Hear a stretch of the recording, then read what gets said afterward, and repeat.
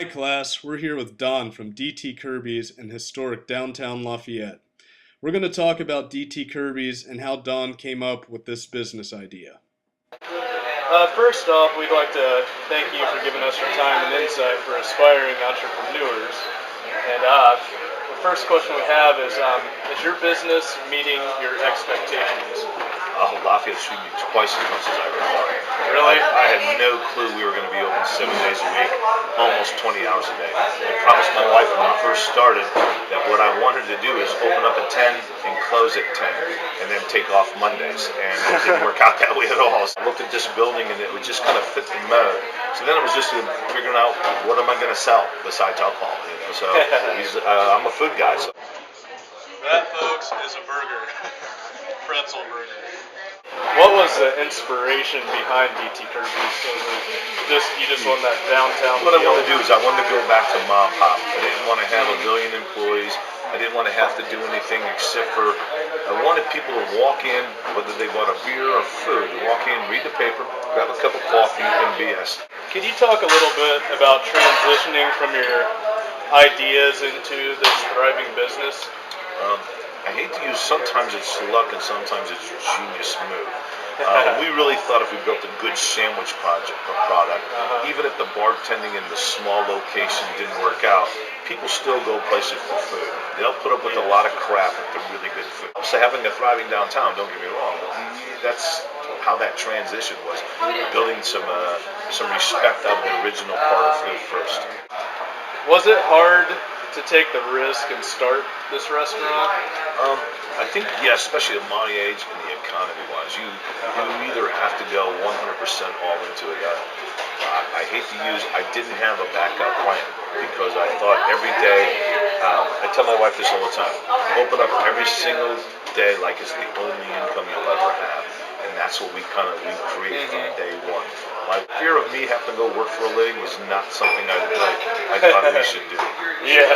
Did it take a little bit longer than what you expected getting it going? I have to give all the credit for Lafayette for that, not so much me. We showed up every single day, and we had next door was thriving, and of course LBC's been here for years, and Crocoro's been here for years. Yeah. So some of those local guys came in to see what we were doing, and I just promised those guys I'd use fresh ingredients, and we would work it as much as we possibly could.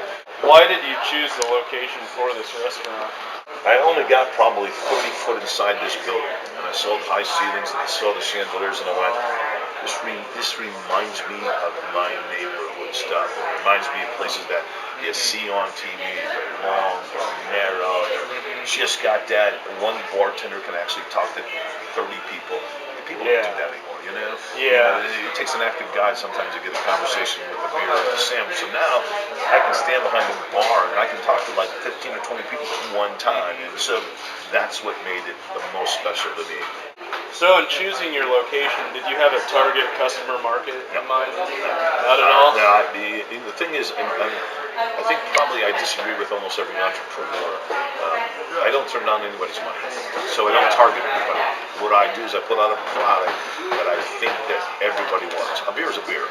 There's no target market for Budweiser or Coors Light or Ultra or whatever. True. There's no target market for that. So my thought process is just don't turn anybody down. Everybody's your target market. It's business. Awesome. I can't imagine. Oh no, I'm sorry. You're only 24. My target market is 26. I don't want to serve you. We want to serve everybody. Did you have any, besides your family, did you have any additional funding that you needed to get this place going? I started this place off with $15,100 in my checking account. That's all I had. I spent $14,400 in putting it all together. I think I had less than $1,000 worth of inventory capital. Was there a lot of formal planning involved in DT Kirbys? Sure.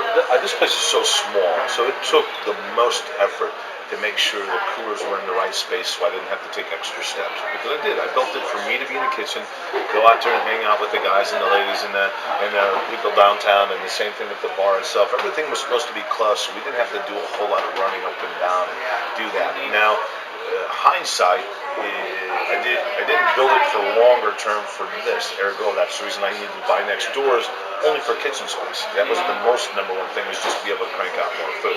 So yeah, I measured everything. I mean, we went to inches in kitchens and the bar part. How do you know who's right to help you with your restaurant when hiring employees?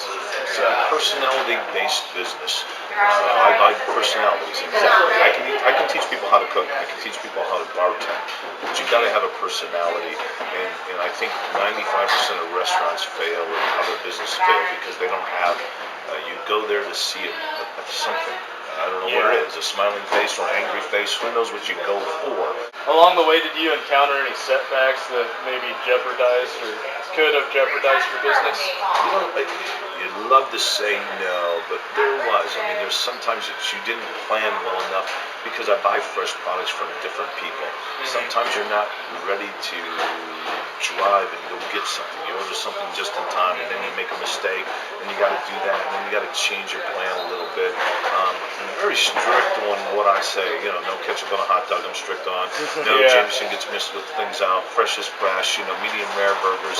And that's it. Do you have any aspirations for your restaurant that you would want it to be in the future? You know, I guess because of the beautiful history of downtown Lafayette, I want when I get older or my grandkids come into work, I want somebody to go. I used to go to this place called Kirbys, you know, or if you're in another town, let's go to Kirbys. I think that's. Do you have any advice for aspiring entrepreneurs starting businesses? If you're gonna do it, do it. I mean, the secondary plan, good.